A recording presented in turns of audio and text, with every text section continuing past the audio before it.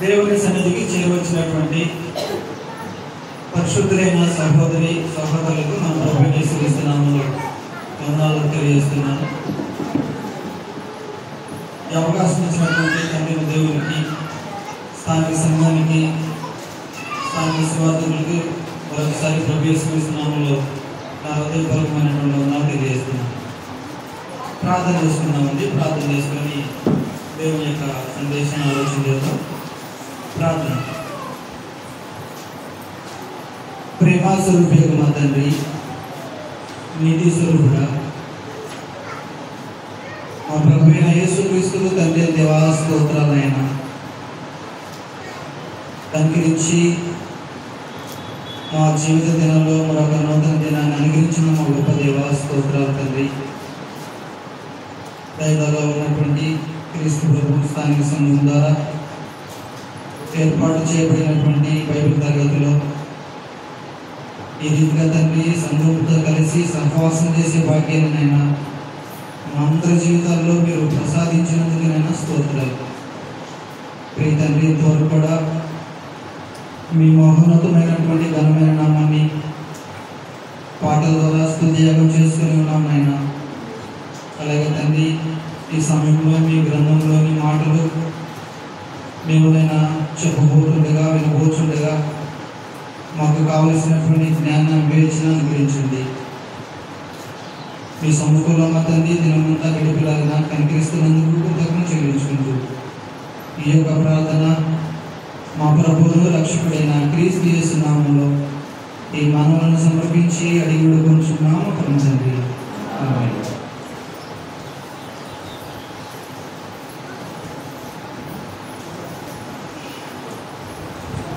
అందరం కూడా కొద్దిసేపు నిశ్శబ్దంగా మనమందరం కూడా దేవుని సన్నిధికి వచ్చామని గుర్తించి దేవుని యొక్క సన్నిధిలో దేవుని యొక్క మాటలు శ్రద్ధగా వినవలసిందిగా ప్రేమపూర్వకంగా తెలియజేస్తున్నాము. ఈరోజు మనం ధ్యానించే దేవుని సందేశం ఏంటంటే,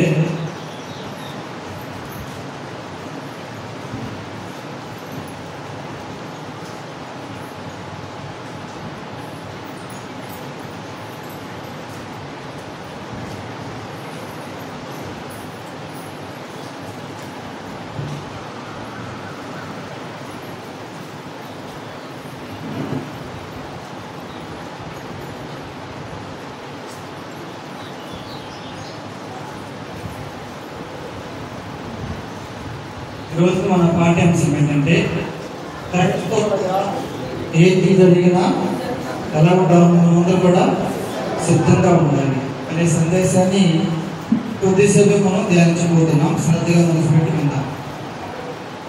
గతంలో మనకు చాలా ప్రకృతి వైపరీత్యాలు జరిగాయి.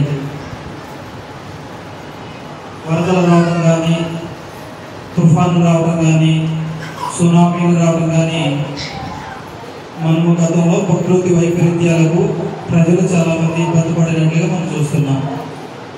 అలాగే రెండవదిగా ప్రపంచ విపత్తు ఒకటి జరిగింది. ఒక 4 సంవత్సరాల క్రితము 2020-2021లో ఒక ప్రాంతానికి అది విపత్తుగా రాలేదు, కానీ ప్రపంచవ్యాప్తంగా కరోనా వైరస్ వచ్చి ప్రజలు, మనకు తెలిసిన వాళ్ళు, మన బంధువులు చాలామంది రాలిపోయారు. మనకు బాగా తెలుసు. నిన్న బాగానే ఉన్నటువంటి వ్యక్తి తెల్లారేసరికి చనిపోయాడండి ఆయన కూడా. అవి మాటలు మనం విన్నాం. ఆనాటి కాలంలో పరిస్థితులు ఎలా ఉన్నాయంటే చాలా భయంకరంగా ఉన్నాయి. ప్రేమికులారా, బయటికి వెళ్తే సజీవంగా ఉంటామో లేదో మనకైతే తెలియదు. బయటికి వెళ్తే ప్రాణ భయం పట్టుకొని ఇంట్లో ఉండిపోయినటువంటి దినాల్లో మనం వెళ్తాం. కాబట్టి ప్రపంచంలో ప్రపంచ విపత్తులు వస్తూ ఉంటాయని మనం గుర్తించాలి. అలాగే మనం ఆలోచన చేస్తే భౌతికంగా మనం కొన్ని విషయాల్లో సిద్ధపడగలిగి ఉంటాం. భౌతిక సంబంధంగా కొన్ని విషయాల్లో మనం సిద్ధపడగలిగి ఉంటాం. ఉదాహరణకి ఈనాడు మనుషులు ఎంత అప్డేట్ అయ్యారంటే, సంతానము కాకపోతే ఒకవేళ అబ్బాయి కానీ అమ్మాయి కానీ పుడితే అమ్మాయి పుడితే ముందుగానే వాళ్ళ చదువుల కోసమని వాళ్ళ మ్యారేజ్ కోసమని ఫిక్స్డ్ డిపాజిట్ చేస్తూ ఉంటారు. ఎందుకంటే వాళ్ళకంటూ ఒక డబ్బును ఫిక్స్ చేస్తే మనకి ఇబ్బంది లేకుండా ఉంటుంది. అంటే ప్రజలు ఎంత తెలివిగా ఉంటున్నారు, ఎంత శ్రద్ధగా ఉంటున్నారు, భౌతిక కంటే చాలా శ్రద్ధగా ఉంటున్నారు. అలాగే ఒక రైతు సిద్ధంగా ఉంటాడు, తొలకరి వర్షం వస్తుందని. తొలకరి వర్షం రాగానే తన భూమిలో విత్తనం విత్తడానికి రైతు సిద్ధంగా ఉన్నట్లుగా మనం చూస్తున్నాం. భౌతిక సంబంధంగా సిద్ధపడి ఉంటున్నాం. అంతకంటే ముఖ్యంగా మనం ఏ విషయాల్లో సిద్ధపడి కలిగి ఉండాలంటే ఆత్మ సంబంధమైన విషయాల్లో మనం సిద్ధంగా ఉండాలి. భౌతిక సంబంధంగా ఎలాగైతే సిద్ధంగా ఉన్నామో ఆత్మ సంబంధంగా కూడా బాప్తిసం పొందకపోతే బాప్తిసం పొందడానికి సిద్ధంగా ఉండాలి. కానీ ఈనాడు మనుషులు ఎలా ఉన్నారంటే బాప్తిసం అంటే లెక్కజాము లేకుండా పోతా ఉంది. ఒక వ్యక్తి దేవునిలో కొనసాగాలంటే, దేవునిలో జీవించాలంటే, క్రీస్తు ప్రభుతో కలిసి నడవాలంటే ప్రభువు చెప్పిన సూత్రం ఏంటంటే నమ్మి బాప్తిసం పొందినవాడు రక్షించబడతాడు, నమ్మని శిక్ష విధించబడినటువంటి సూత్రాన్ని ప్రభువు తెలియజేశారు. కాబట్టి రెండవదిగా మనం ఏం చేయాలంటే ఆత్మ సంబంధంగా రక్షించబడినటువంటి ప్రజలు వారి యొక్క సొంత రక్షణ కొనసాగించుకోవాలంటే ఇలాగ సంఘంగా కూడుకొని యేసు ప్రభు నామములో దేవుడిని ఆరాధిస్తూ రక్షణ కొనసాగించుకోవడానికి ఈరోజు ఇలాంటి క్లాసుల ద్వారా మనము ఏర్పాటు చేసుకొని సహవాసం చేస్తున్నాం. ఎందుకంటే ఆత్మ సంబంధంగా సిద్ధంగా ఉండడం కోసం, ఆత్మ సంబంధంగా సిద్ధంగా ఉండడం కోసం. అయితే ఊహించని సంఘటనలు మన జీవితాల్లో జరిగితే, ఊహించినటువంటి పరిమాణాలు మన జీవితాల్లో జరిగితే మనం సిద్ధంగా ఉండాలి అనేది నేర్చుకోబోతున్నాం. సిద్ధంగా ఉండకపోతే మనము కలవరపడిపోతాం, గాబరా పడిపోతాం, గందరగోళ పరిస్థితుల్లోకి వెళ్ళిపోతాం. కాబట్టి ఊహించిన పరిణామాలు మన జీవితంలో సంభవిస్తాయి. కాబట్టి అవి సంభవించినప్పుడు విశ్వాసుల నుంచి తొలగిపోకుండా ఉండటం కోసము క్రైస్తవులుగా మనం సిద్ధంగా ఉండాలి అనేది మనం నేర్చుకోబోతున్నాం. ఈనాడు ప్రపంచవ్యాప్తంగా టెక్నాలజీ చాలా పెరిగిపోయింది. ప్రపంచవ్యాప్తంగా టెక్నాలజీ, సైన్స్ చాలా డెవలప్ చెందినటువంటి దేశాలు ఉన్నాయి. అయితే ఎంత టెక్నాలజీ పెరిగినా, ఎంత సైన్స్ డెవలప్ చెందినా కూడా ఏ శాస్త్రవేత్తకి అర్థం కానిది, ఏ ప్రధానమంత్రికి అర్థం కానిది రెండు విషయాలు ప్రేమ దేవుని బిడ్డల జాగ్రత్తగా ఆలోచన చేయాలి. టెక్నాలజీ పెరిగింది, సైన్స్ డెవలప్ అయింది. ఏ శాస్త్రవేత్తకు కానీ, ఏ ప్రధానమంత్రికి కానీ, ఏ జ్ఞానికి కానీ తెలియని రెండు సంగతులు ఉన్నాయి. ఒకటి ఏంటంటే యేసుక్రీస్తు రెండవ ప్రత్యక్షత ఎవరికి తెలియదు. యేసుక్రీస్తు రెండవ ప్రత్యక్షత ఎవరికి అనేది తెలియదు. రెండోది మన భౌతిక మతం అనేది ఎవరికి కూడా తెలియదు. మన ఆలోచన లేదు. మొత్తం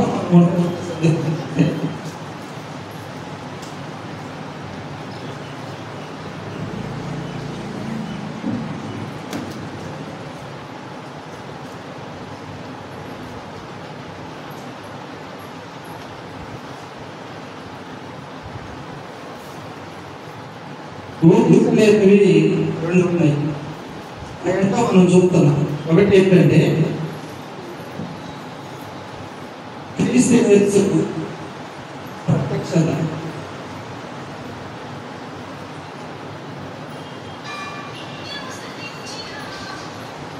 యేసు ప్రభు ప్రత్యక్షత అనేది ఏ శాస్త్రవేత్తకు అర్థం కాదు. గ్రంథాన్ని అడిగితే గ్రంథంలో ఇలాగ రాయబడింది. చూడండి ప్రియమైన దేవుని బిడ్డలారా, సహోదరులు ఎవరైనా చదవండి. లూకా సువార్త 12వ అధ్యాయము 40వ వచనంలో, లూకా సువార్త 12వ అధ్యాయం 40వ వచనంలో, మీరు అనుకోని గడియలో మనుష్య కుమారుడు వచ్చును కనుక మీరు సిద్ధంగా ఉండుడని చెప్పారు.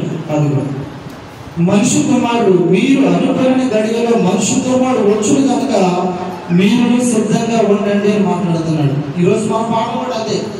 క్రైస్తవులుగా ఏది జరిగినా కూడా మనం ఎలా ఉండాలంటమ్మా? రెడీగా ఉండాలి, సిద్ధంగా ఉండాలి. కాబట్టి ఏమి సంభవించిపోతా ఉంది భవిష్యత్తులో అంటే యేసుక్రీస్తు రెండవసారి ప్రత్యక్షంగా పోతా ఉన్నాడు అని ప్రభు యేసుక్రీస్తు భూమి మీద ఉన్నప్పుడే ఆయన చాలా సందర్భాల్లో చెప్పాడు, నేను యూదులకు అప్పగించబడతాను, వారు నన్ను చంపుతారు, నేను మరలా 3వ దినం లేస్తాను, పరలోకానికి వెళ్తాను, మరలా వస్తానని యేసుప్రభు భూమి మీద ఉన్నప్పుడు చాలా సందర్భాల్లో చెప్పడం మనకి జరుగుతూ ఉంది. కాబట్టి ప్రభు దినం అనేది ఎప్పుడు వచ్చిందో మనకి తెలియదు. ప్రభు దినం ఎలా వస్తుంది మరంటే గ్రంథాలు రాయబడింది. పేతురు రాసినటువంటి రెండో పత్రిక 3వ అధ్యాయం 10వ వచనంలో ప్రభు దినము అయితే ప్రభు దినము దొంగ వచ్చినట్లుగా వచ్చును. ఆ దినమున ఆకాశములు మహాజలతో గతించిపోవును, పంచభూతములు మిగటమైన వేంటంతో లయమైపోవును, భూమియు దాని మీద ఉన్న కృత్యములు కాలిపోయి ఇవన్నీ లయమైపోవని కనుక ఆకాశములు రగులుకొని లయమైపోయినట్టు పంచభూతములు మహావేంటంతో కరిగిపోయినట్టు దేవుని యొక్క దినము రాకడం ఉందన్నమాట. కాబట్టి ప్రేమ దేవుడు ఇక్కడ మనం ఏం నేర్చుకోవాలి అంటే యేసుక్రీస్తు ప్రత్యక్షత అనేది ఎప్పుడు వచ్చిందో ఎవరికి తెలియదు. గ్రంథం ఏమంటుందంటే ప్రభు దినము దొంగ వచ్చినట్లుగా వచ్చింది ఆయన అంటుంది. దానికి దొంగ ఎప్పుడు వస్తాడో మనకు తెలుసమ్మా? దొంగ ఎప్పుడు వస్తాడో మనకి సమాచారం చెప్తాడా? రేపు వస్తాను, మాపు వస్తాను, నైట్కి వస్తానని మనకు తెలియదు. దొంగ ఏ జామున వస్తాడో, ఏ గడియలు వస్తాడో, ఏ క్షణాన్ని వస్తాడో మనకు తెలియదు. కాబట్టి అలాగే ప్రభువైన యేసుక్రీస్తు రెండోసారి ప్రత్యక్షత అనేది అలా జరిగిందంటుంది గ్రంథం. కాబట్టి ఆయన ప్రత్యక్షత రాబోతుంది. కాబట్టి మనం ఎలా ఉండాలంట? సిద్ధంగా ఉండాలి, రెడీగా ఉండాలి. బుద్ధి కలిగిన కన్యకలు ఎలాగైతే పెళ్లి కుటుంబాన్ని ఎదుర్కోవడానికి సిద్ధంగా ఉన్నారు, ఆయనతో పాటు మహిమ ప్రత్యక్షం కావడానికి సిద్ధంగా ఉన్నారు, క్రీస్తు యేసు గారికి వచ్చినప్పుడు మనం కూడా ఎలా ఉండాలంటే క్రీస్తు ప్రభు సంఘ సభ్యులుగా, విశ్వాసులుగా సిద్ధంగా ఉండాలి. నా ప్రభు వస్తాడు, ఆయనతో పాటు నేను కొనుక్కోబడతానటువంటి విశ్వాసంతో ఈ భూమి మీద మనం విశ్వాస జీవితాన్ని గడపాల్సినటువంటి పరిస్థితులు ప్రేమ దేవుడు. కాబట్టి ప్రభు దినం అనేది దొంగ వచ్చినట్లు వచ్చింది అంటాడు. తెస్సలోనికి రాసిన పత్రిక ఏమంటో తెలుసా? గర్భిణీ స్త్రీకి ప్రసవ వేదన ఎప్పుడు వస్తుందో తెలుసమ్మా? డాక్టర్ గారు డేట్ ఇస్తారు, 20వ తారీఖు రండి డెలివరీ అవుతుంది. అదే డేట్ని అవుతారమ్మా? అవును. అంటే ఊహిస్తున్నారు కానీ ఖచ్చితంగా స్మార్ట్గా ఎవరైనా చెప్తారంటే ఎవరు చెప్పలేరు. అలాగే ప్రభు దినం ఎలా వస్తుందంట? ఎలా వస్తుందంటే దొంగ వచ్చినట్టుగా వస్తుంది, గర్భిణీ స్త్రీకి ప్రసవ వేదన వస్తున్నట్టుగా వచ్చింది. మనం ఏం చేయాలి? ప్రభు ప్రత్యక్షం అవుతున్నాడు, మనం ఏం చేయాలి? ఆయన ప్రత్యక్షత కొరకు మనం ఏం చేయాలంటే అక్కడ చెప్తాడు. అక్కడ ఏమంటాడంటే 10వ వచనం 2వ ఏమంటే 11వ వచనం లేకపోతే 11వ వచనంలో ఇవన్నీ లయమైపోయినవి గనక ఆకాశములు రగులుకొని లయమైపోయినట్టు పంచభూతములు మహావేంద్రముతో కరిగిపోయినట్టు దేవుని దినము రాకడ కొరకు కనిపెట్టుచు ఏం చేయాలంటే మనందరం కూడా నెంబర్ 1 క్రీస్తు ప్రత్యక్షత జరిగితే దేవుని దినము రాకడ కొరకు కనిపెట్టుకొని ఉండాలి. ఏం చేయాలంటమ్మా? కనిపెట్టుకొని.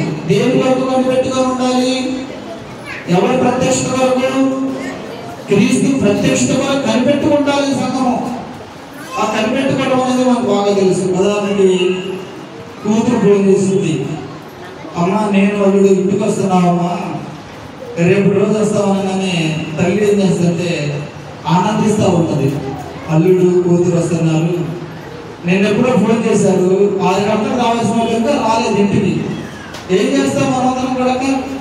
కనిపెట్టుకొని ఎదురు చూస్తాం కదా.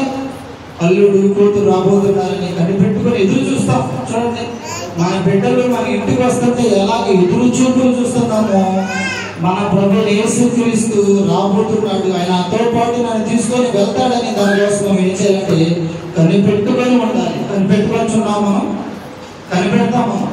ఆస్తి కాపాడుకోవడానికి జాగ్రత్త ఉంటుంది, దాని మీద కనిపెట్టుకుని ఉంటాం. కానీ నా ప్రభుతో నేను కలిసి సహవాసం చేయబోతున్నాను, ఆయన మహిమలను ఉండబోతున్నాను, ఆయన రాబోతున్నాడని మనం ఏం చేయాలంటే కనిపెట్టుకొని ఉండాల్సిన పరిస్థితి మనకుంది. అలాగే అక్కడ ఏమంటాడంటే ఇంకా రెండోది ఏమంటాడంటే దేవుని దినము రాకడ కొరకు కనిపెట్టుచు దానిని ఆశతో అపేక్షించుచు.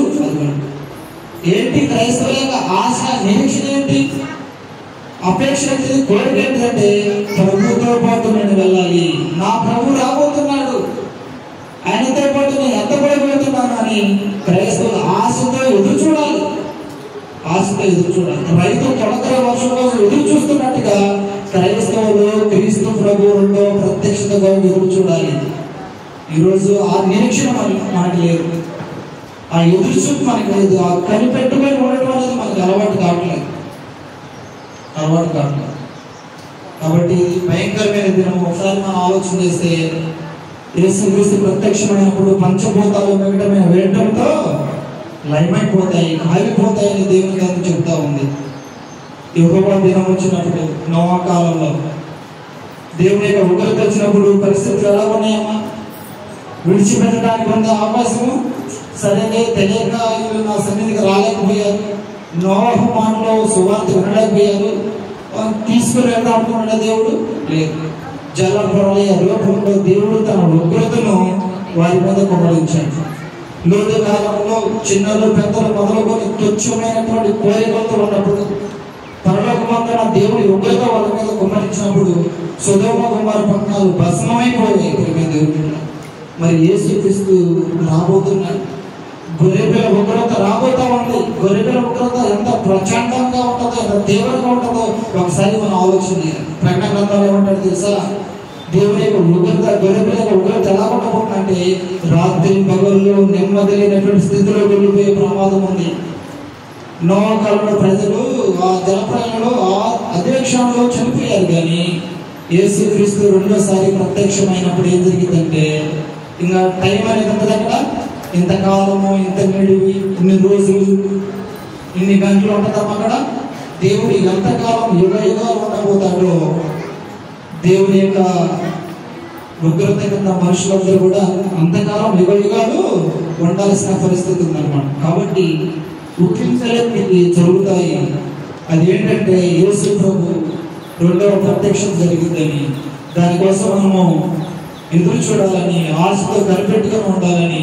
అక్కడ తర్వాత ఏమంటారంటే రెండోది 12వ వచనంలో మీరు పరిశుద్ధమైన ప్రవర్తనతోనూ, అంటే యేసు ప్రభు వస్తాడని తెలిసి మనం ఈ భూమి మీద మన జీవితాన్ని ఎలా గడుపుకోవాలంటే పరిశుద్ధమైన ప్రవర్తనతోనూ అన్నాడు. మన ప్రవర్తన ఎలా ఉండాలి? స్థానిక సంఘంలో అంటే ఈ 2 గంటలు ఎవరు కూర్చున్నప్పుడు సాత్వికంగా దీన మనసు కలిగి ఎవరు పిలిచినా పలకుండా ఉంటే మన ప్రవర్తన సరిగా ఉన్నట్ట కాదు. ఎక్కడున్నా కూడా, ఇంటి దగ్గర ఉన్నా, సమాజంలో ఉన్నా, సంఘంలో ఉన్నా, నీ ఆఫీసులో ఉన్నా కూడా నీ ప్రవర్తన ఎలా ఉండాలంటే ఒక విశ్వాసిగా, ఒక క్రైస్తవుడిగా, దేవుని బిడ్డగా నువ్వు అనుసరించాల్సినటువంటి ప్రవర్తన కరెక్ట్గా ఉండాలి. యేసుక్రీస్తు ప్రత్యక్షత కాబోతుంది కాబట్టి ప్రవర్తన జాగ్రత్తగా ఉండాలి. అందుకని యేసేపు మనం ఆలోచన చేస్తే తండ్రి ఇంటి దగ్గర ఎలా ఉన్నాడు? ఆయన తండ్రి ఇంట్లో ఎలా ఉన్నాడంటే దేవుడికి భయపడుతున్నాడు. ఆయన ప్రవర్తన అది.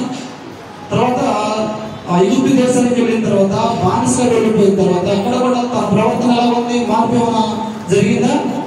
దేవుడు నాకేంటి ఇలా చేశాడు, నేనేంటి ఈ పరిస్థితుల్లోకి, దాసంలోకి నన్ను దేవుడు నెట్టాడేంటి, నేను ఈ బాధలు ఎందుకు అనిపిస్తున్నాను అని ఆయన అనుకున్నాడా? లేదు. తండ్రి ఇంటి దగ్గర ఉన్నా కూడా అదే ప్రవర్తన, ఐగుప్తు దేశానికి వచ్చినా కూడా అదే ప్రవర్తన, జైలులోకి వెళ్ళిపోయిన తర్వాత కూడా అదే. అంటే దేవుని శక్తిలో తన విశ్వాసాన్ని పోగొట్టుకున్నాడు. ఆయన పోగొట్టుకోలేదు. కాబట్టి ఎందుకంటే వాళ్ళకి అర్థమైపోతా ఉంది ఈ భూమి మీద మనిషి కంటూ ఏమీ లేదు. అబ్రహాం అంటే అబ్రహాం ఏమనుకోడు తెలుసా? ఈ భూమి మీద మేము పరదేశులము, యాత్రికులమని వాళ్ళు ఏం చేశారంట? పునాదులు గల ఆ పట్టణం కోసము ఎదురు చూశారు. వాళ్ళకి అర్థమైపోయింది. ప్రేమ దేవుడు పెట్టారా? ఈ రోజు స్థానిక సంఘంగా కూర్చున్నటువంటి ఇక్కడ మనకు అర్థమవుతుందా? ఆనాడు ఉన్నటువంటి విశ్వాసాలకు ఉన్నటువంటి నిరీక్షణ క్రీస్తు సంఘ సభ్యులుగా నీకు నాకు ఉందో లేదో ఒకసారి మనం చెక్ చేసుకోవాలి. పునాదులు గల ఆ పట్టణం కోసం ఎదురు చూస్తూ వాళ్ళు ఏం చేశారంటే గుడారంలోనే కాలం గడిపేవాళ్ళు. మనమైతే లోక సంబంధమైన వ్యవహారంలో బిజీగా ఉంటాం, కానీ నిరీక్షణతో ఎదురు చూడలేదు మనం. తర్వాత ఏమంటారంటే అక్కడ మీరు పరిశుద్ధమైన ప్రవర్తనతోనూ భక్తితోనూ ఎంతో జాగ్రత్త గలవారై ఉండవలేను. అది దేవుని దినపు రాకడ వరకు కనిపెట్టుకోవాలి. సరైనటువంటి ప్రవర్తనతో బ్రతకాలి. మూడోదిగా భక్తిని కొనసాగించుకోవాలి. భక్తి భక్తిని మనం కొనసాగించుకోవాలి.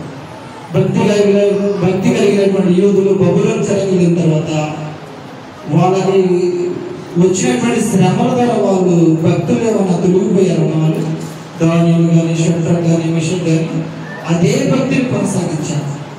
రాజు ఒక బొమ్మను, ఒక ప్రతిమను నిలబెడతాడు. మీరు కనుక నా ప్రతిమకు నమస్కారం చేయకపోతే ఏం జరుగుతున్నాడు? వేడిని కలిగిన అగ్ని గుండంలో మీరు పడవేయబడతారు. అంటే వీళ్ళేమో దేవుని నియమానికి కట్టుబడి భక్తి జీవితాన్ని కొనసాగిస్తున్నటువంటి శత్రు మిషకులు రాజ్యాలకు భయపడలేదు. ఎవరు భయపడుతున్నారు? దేవునికి మాత్రమే పడుతున్నారు. నాకు మాత్రమే భయపడాలి. పైన ఆకాశమందు కానీ, భూమి కింద కానీ ఏ విగ్రహానికి మీరు భయపడకూడదు. కాబట్టి నీ భక్తి జీవితానికి ఎన్ని శ్రమలు ఎదురైనా, ఎన్ని శోధనలు ఎదురైనా కూడా నీ భక్తి అలాగే నిలకడగా ఉండాలి. కాబట్టి చూడండి, మొదటిగా ఏ సైంటిస్ట్ కూడా అర్థం కాని విషయంలో ఏదైనా ఉందంటే ఏం తెలియదన్నా శాస్త్రవేత్తకి యేసు ప్రభు రెండవ ప్రత్యక్షత అనేది తెలియదు. అప్పుడు మనం ఏం చేయాలంటే దేవుని దినపు రాకడ వరకు కనిపెట్టుకొని ఉండాలి. పరిశుద్ధమైన ప్రవర్తన ఉండాలి. భక్తిని మనము కొనసాగించుకోవాలి. ఇలాగ కొనసాగించుకున్నప్పుడే మనం ఎవరి మహిమలో మనం పాల్గొంటామంటే ప్రభు మహిమతో పాటు మనం ఉంటాము. రెండోదిగా మనం ఆలోచన చేస్తే అక్కడ అంటాడు తెస్సలోనికి రాసినప్పుడు రెండో పత్రిక చూడండి. తెస్సలోనికి రాసిన రెండో పత్రిక యేసుక్రీస్తు ప్రత్యక్షత జరుగుతుంది. కాబట్టి నువ్వేం చేయాలంటే మన బాధ్యత ఏంటంటే మొదటి అధ్యాయము రెండో పత్రిక మొదటి అధ్యాయము 6-8 వచనాల్లో ఇలా రాయబడింది. ప్రభు అయిన యేసు తన ప్రభావం కనపరచు దూతలతో కూడా పరలోకం నుండి అగ్ని జ్వాలలో ప్రత్యక్షమై దేవుని ఎరగని వారికి, మన ప్రభు అయిన యేసు సువార్త లోబడిన వారికి ప్రతిదండన చేయనప్పుడు మిమ్మల్ని శ్రమపరచు వారికి శ్రమ పొందుచున్న మీకు మాతో కూడా విశ్రాంతి అనుగ్రహించుట దేవుడి జ్ఞానమే అన్నాడు. అమ్మా అర్థమవుతున్న విషయాలు. రెండోదిగా ఇక్కడ ఏం చెబుతున్నాడంటే యేసు ప్రభు ప్రత్యక్షత కొరకు మన బాధ్యత ఏంటంటే ఏం చేయాలంటే దేవుని ఎరగాల్సిన పరిస్థితి ఉంది. అక్కడ అంటున్నాడు దేవుని ఎరగని వారికి, ప్రభు యేసు క్రీస్తు సువార్తకు లోబడిన వారికి ఏం జరిగిందంట? ప్రతిదండన దేవుడు చేస్తాడు. ఈ భూమి మీద నువ్వు సజీవంగా ఉన్నప్పుడే యేసుక్రీస్తు రాకడ ఆలస్యం ఎందుకు అవుతుందంటే ప్రతి ఒక్కరు ఎవరిని తెలుసుకోవాలంట? దేవుని ఎరగాలి. దేవుని ఎరగడం ఏదో దేవుడు తెలుసుకోవడం వేరే. దేవుని ఎరిగినటువంటి భక్తులు ఎలా ఉంటారని మనం ఆలోచించిపోతాం ముందు ముందు. కాబట్టి దేవుడు ఎవరో నాకు తెలియదంటే దేవుడు ఒప్పుకుంటాడమ్మా? దేవుడు ఎవరంటే దేవుడు ఒప్పుకోడు. దేవుడు ఉన్నాడని నువ్వు ఆలోచన చేస్తే సృష్టిని గురించి నువ్వు ఆలోచన చేయి. సృష్టి గురించి నువ్వు ఆలోచన చేస్తే ఆ సృష్టి ఎవరున్నాడని మనకు చెబుతుంది. దేవుడు ఉన్నాడు, నన్ను కలిగజేశాడు అంటాది దేవుడు సృష్టి. రెండోదిగా యోగు గ్రంథంలో ఏంటంటే మృగములను విచారించుము, సముద్రం చేపలను విచారించుము. ఎవరున్నారని చెబుతారంట ఆయన కూడా. దేవుడు నన్ను యెహోవాస్తము కలగజేసెను. కాబట్టి దేవుడి గురించి నాకు ఎవరు చెప్పలేదంటే దేవుడు ఒప్పుకుంటాడా? ఒప్పుకోడు. ఎందుకంటే దేవుడి గురించి ఎంత తెలియజేయాలో అంత దేవుడు ఈ సృష్టిలో ఏర్పాటు చేశాడు. రెండోదిగా దేవుడు తన గ్రంథాన్ని ఇచ్చాడు, తన సేవకుని లోకంలో అందుబాటులో ఇచ్చాడు. నాకు దేవుడి గురించి ఎవరు చెప్పలేదంటే నాకు తెలియదు, నాకు చెప్పనక్కర్లేదు. నా గురించి తెలుసుకోవడానికి సమస్తాన్ని దేవుడు సృష్టి ఏర్పాటు చేశాడు. కాబట్టి యేసుక్రీస్తు ప్రత్యక్షత కాబోతుంది. కాబట్టి మన బాధ్యత ఏంటంటే దేవుని ఎరగాలి. రెండోది ఏం చేయమన్నాడు అక్కడ? రెండో మాట అంటే యేసు ప్రభు సువార్తకు నువ్వు లోబడాలి. ఈరోజు ప్రపంచంలో రకరకాల బోధలు తయారైంది. తండ్రి కుమార పరిశుద్ధాత్మ ముగ్గురు ఒకడే అంటాడు. ముగ్గురు ఒకడే అంటాడు.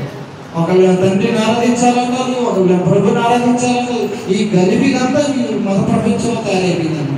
కాబట్టి యేసు క్రీస్తు సువార్తకు కనుక నువ్వు లోపడకపోతే ప్రతిదండన చేస్తాడు దేవుడు. ప్రతిదండన అపోస్తుల బోధ ప్రకారంగా ఈ లోకం పట్టకముందే పరలోకమందున దేవుడు నీ రక్షణ సంకల్పాన్ని బట్టి అపోస్తుల బోధను జగత్తు పునాది వేయబడక ముందే ఏర్పాటు చేశాడు. ఆదిలోని దేవుడు నువ్వు రక్షించుకోవడానికంటే దేవుడి గ్రంథం దగ్గరకు వచ్చి అపోస్తులతో వింటే నీకు రక్షణ వచ్చింది. ఇలాగ మేము దేవుడు మనుషులు ఏది ఊహించలేదంటే యేసు ప్రభు ప్రత్యక్షత ఎవరికనేది తెలియదు. రెండోది మనం ఆలోచన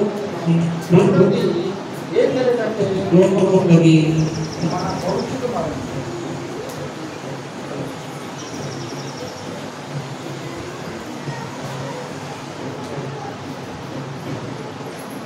రెండోదిగా ఏ శాస్త్రవేత్త కానీ ఏ సైంటిస్ట్ కానీ ఏ గొప్ప జ్ఞాని కానీ ఏం తెలియదంటే మన భౌతిక మరణం అనేది ఎప్పుడు వచ్చిందో మనకి తెలియదు. మరణం అనేది ఎప్పుడు వచ్చిందో మనకి తెలిస్తే మనం ఏం చేస్తాం? రేపు మాపు చనిపోతాం అనగానే మనం ఏం చేస్తామంటే సూపర్ స్పెషాలిటీ హాస్పిటల్కి వెళ్ళి అయ్యా నాకు మరణం రాబోతుంది 2 దినాల్లో నన్ను కాపాడయ్యా అని మనం అనుకున్న డాక్టర్ని వెళుకోవడానికి ఉంటుంది ఛాన్స్. కానీ ఏది మన భౌతిక మరణం అనేది ఎవరు ఊహించలేదు. అది ఎప్పుడు వచ్చిందో తెలియదు, ఎలాగొచ్చిందో తెలియదు, ఎక్కడొచ్చిందో తెలియదు. ఈ 3 విషయాలు మనకు తెలియదు. ఎక్కడ చస్తామో, ఎలా వస్తుందో, ఎప్పుడు వస్తుందో ఎవరు తెలుసమ్మా మనకి? ఎవరికీ తెలియదు. గ్రంథం అంటుంది.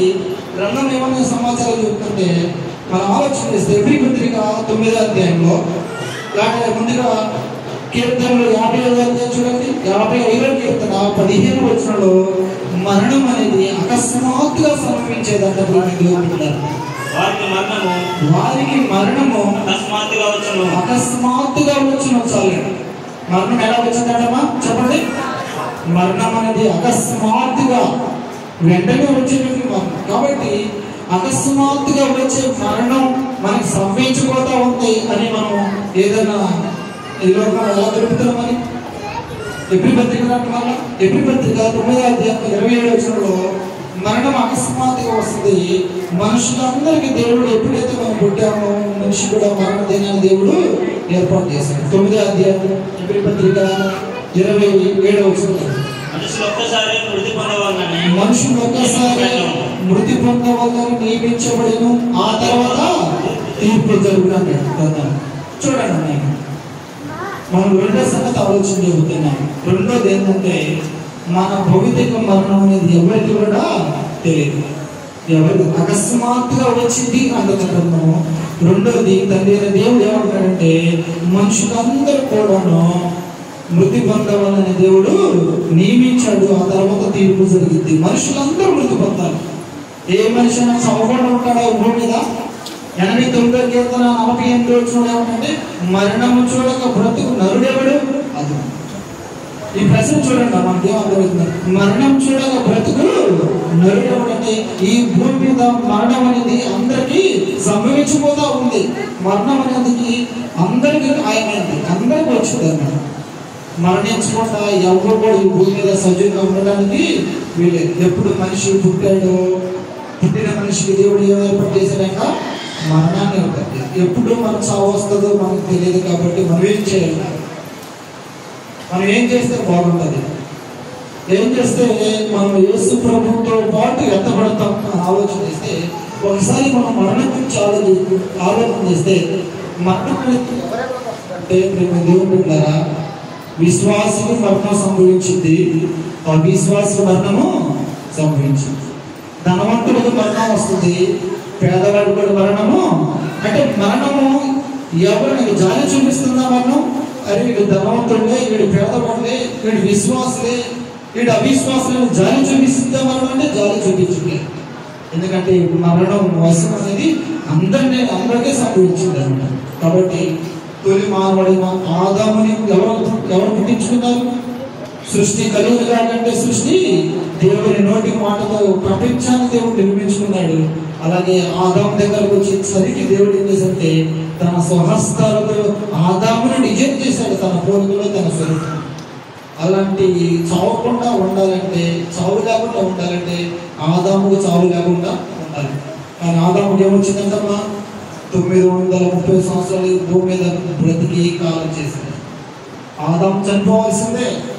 తర్వాత విశ్వాసులకు తండ్రి అని, దేవుడి స్నేహితుడని పేరు పొందినటువంటి అబ్రహాము కూడా 175 సంవత్సరాలు బ్రతికి మంచి వృద్ధాభిమంగా పాతి పెట్టాడు. తర్వాత మూడోదిగా భక్తిపరుడైనటువంటి దావీదు, దేవునికి హృదయానుసారుడు, దేవునికి ఇష్టానుసారమైనటువంటి వ్యక్తి ఎవరైనా ఉన్నారంటే ఈ లోకంలో దావీదు మహాభక్తుడు.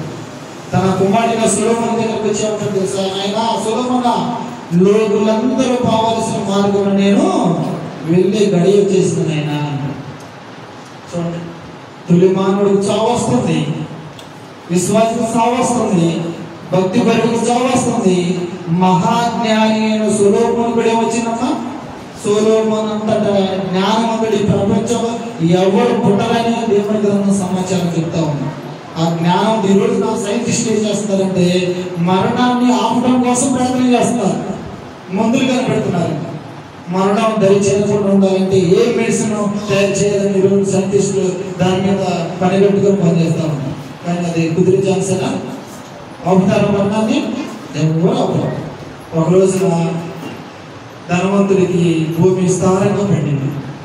భూమి విస్తారంగా పడిన తర్వాత తన మనసులో ఏమనుకున్నాడంటే ఈ కొట్లు చాలట్లేదు, ఈ గోడాన్ని పెద్ద గోడని చేద్దామని పెద్ద గోడాన్ని కొట్టించుకొని తనకు పండిన ధాన్యాన్ని అందులో సమకూర్చుకొని తన ప్రాణం ఏమన్నాడమ్మా, నా ప్రాణమా తినము త్రాగము సుఖించును అని తన ప్రాణంతో మాట్లాడుకున్నప్పుడు అప్పుడు వెంటనే ఎవరు మాట్లాడుతున్నారు, దేవుడు జోగి కల్పించుకున్నాడు. దేవుడు తెలుసా, అరే విరివడమైన ధనవంతుడా, ఈ రాత్రి దేవుడు నీ ప్రాణం అని అడిగితే నువ్వు సంపాదించిన యావదాస్తి. యేసుప్రభువు కూడా ఏమంటారు తెలుసా, ఒకడు లోకమంతా సంపాదించుకున్నాడంట, చివరికి ఏం పోగొట్టుకున్నాడంటమ్మా, లోకమంతా సంపాదించుకున్నాడంట. వాడికి ఏమిరా ఆయన ఐశ్వర్యం 2 కోట్లు అనుకుంటా మన లెక్కలో. కానీ యేసుప్రభు ఏమన్నాడు తెలుసా, ఏంది ఎందుకు సొలొమోను ఏమన్నాడు తెలుసా, సొలొమోను ఎంత జ్ఞాని, ఎంత ఐశ్వర్యవంతుడు. దేంతో పోల్చాడు సొలొమోన్ని యేసుప్రభు? గడ్డి పువ్వుతో పోల్చాడు. ఆఫ్టర్ ఆల్ గడ్డి పువ్వు ఉదయాన్నే బాగా వికసించింది, సాయంత్రంలో పది సొలొమోను యొక్క వైభవం అలాగుంది ఆయన. అంటే దీన్ని బట్టి మనం ఏం ఆలోచన జరుగుతుందంటే ఈ భూమి మీద బ్రతుకుతున్నటువంటి జీవితకాలంలో మనిషి సంపాదన మీద దృష్టి పెడుతున్నాడు, కానీ ఇదిగో పరలోక రాజ్యం మీద మనుషులు దృష్టి పెట్టడం లేదు. క్రైస్తవుల గురి, వారి లక్ష్యం ఏంటమ్మా, 3 బిల్డింగ్లు కట్టుకోవడమా, 4 మీద దబాయటమా? ఏమంటారు, డినామినేషన్ చర్చికి వెళ్తే యేసు ప్రభువుని నమ్ముకోండి అయ్యా, ఏం కలిసి వచ్చిందమ్మా, ఆస్తి కలిసి వచ్చింది, కుటుంబ సమస్యలు పోతాయి, మీ పిల్లడికి జాబ్ రాకపోతే జాబ్ వస్తుంది, రోగం ఉంటే రోగం తగ్గిపోతూ ఉంటుంది. అదే యేసు ప్రభువుని నమ్ముకోవడం అంటే. దానికోసం యేసు ప్రభువును ఈ జీవిత కాలం మట్టికి క్రీస్తునందు మీరు నిరీక్షించిన వల్ల ఈ లోకంలో ఎందుకంటే దౌర్భాగ్యం ఎవడు కూడా. కాబట్టి మన భౌతిక మరణం అనేది మనకు ఎప్పుడు వచ్చిందో మనకి తెలియదు. ధనవంతుడు ఏమన్నాడంటే మనకి చెప్పగలరు, వెలువడిన ధనవంతుడు ఈ రాత్రి నీ ప్రాణాలు అడిగితే నువ్వు సంపాదించిన ఆస్తి ఎవరైంది అనే ముందు ధనవంతుడు ఏం చేయాలంటే దావీదు భక్తులాగా, దావీదు ఏమన్నాడమ్మా, నా ప్రాణమా ఈ పూర్వ చేసిన ఉపకారాలు ఏది కూడా పొరపడదు. దేవుడు చేసిన ఉపకారాలకి ధనవంతులు ఏం చేయాలంటే కృతజ్ఞతాస్తుతులు చెల్లించాలి, కానీ భౌతికంగా ఆలోచన చేస్తాను. అందుకని దేవుడు జోకి కల్పించుకుంటాడు. నువ్వు సంపాదించుకున్నావు కదా, నువ్వు చస్తే ఎవరైంది వదిలిపెట్టి వెళ్ళవలసిందే. ఎవరు కూడా వంత కూడా తీసుకొని పోవడానికి ఒట్టిగా వచ్చే ఒట్టిగానే వెళ్ళాలి. కాబట్టి 2 విషయాలు ఆలోచన చేస్తే ఎవరు కూడా ఊహించలేవి ఏదైనా ఉన్నాయంటే ప్రపంచంలో ఒకటి ఏంటంటమ్మా, యేసుక్రీస్తు రెండవ ప్రత్యక్షత. రెండోది ఏంటంటే మన భౌతిక, నువ్వు చావాల్సిందే, నేను చావాల్సిందే. చావకు మునుపు ఏం చేయాలంటే మన బాధ్యతగా రక్షించబడటం అనేది మన బాధ్యత. ఎవరి బాధ్యత? చావు రాకమునిపే నువ్వు బాధ్యత ఏంటంటే రక్షణలో ఉన్నావా లేదో చూసుకోవాలి. చావు రాకమునిపే లాజరు ఏం పొంది ఉన్నాడు చెప్పండి, చావు యొక్క దరి చేయలేదు లాజరుకి. లాజరు ఎవరిని ఎరిగాడు? చావు రాకమునుపు దేవుడిని ఎరిగాడు, ప్రభువుని ఎరిగాడు, రక్షణ అనుభవిస్తున్నాడు, రక్షణ కొనసాగించుకున్నాడు. కాబట్టి ఒకనాడు చావు వచ్చేసింది. ఎక్కడున్నాడమ్మా? పరదేశంలో ఉన్నాడు, నెమ్మదికరమైన స్థలంలో ఉన్నాడు, అబ్రాహాములో ఉన్నాడు. అలాంటి భాగ్యాన్ని మనం ఈ భూమి మీద మరణం రాకముందు నువ్వు ఎలా ఉన్నాడంటే ఒక లాజరు తన రక్షణ కొనసాగించుకున్న రీతిగా నువ్వేం చేయాలంటే లాజరు లాగా సిద్ధపాటు కలిగి ఉండాలి. ఈరోజు మనం చెప్పే మాట ఒకసారి చెప్పండి, క్రైస్తవులుగా ఏది జరిగినా కూడా ఎలా ఉండాలి? మనం దేవుడు పిలుచుకున్నాడు అనుకోండి, రెడీ. అలాంటి దమ్ము ధైర్యం ఉందా మనకి? యేసులోకి వచ్చాడు అనుకోండి, ఎక్కడ ఉంటాం మనం? ఏ స్థలంలో ఉండబోతున్నాం? నవ్వులాటగా ఉండబోతున్నాం. నిరీక్షణ క్రైస్తవుల యొక్క నిరీక్షణ, క్రీస్తుతో ఉండడం అనేది క్రైస్తవుల యొక్క నిరీక్షణ. రెండోదిగా మనం ఆలోచన చేస్తే క్రైస్తవులు దేని వరకు సిద్ధపాటు కలిగి ఉండాలంటే ఊహించలేనివి విశ్వాసానికి వస్తాయని మాట్లాడుతూ ఉంటాం. ఊహించలేదు.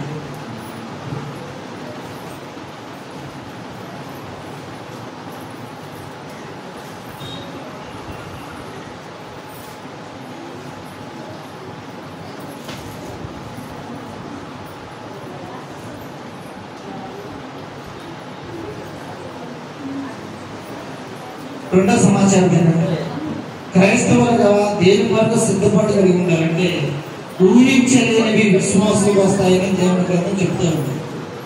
ఊహించలేనివి క్రైస్తవులకు వస్తాయి.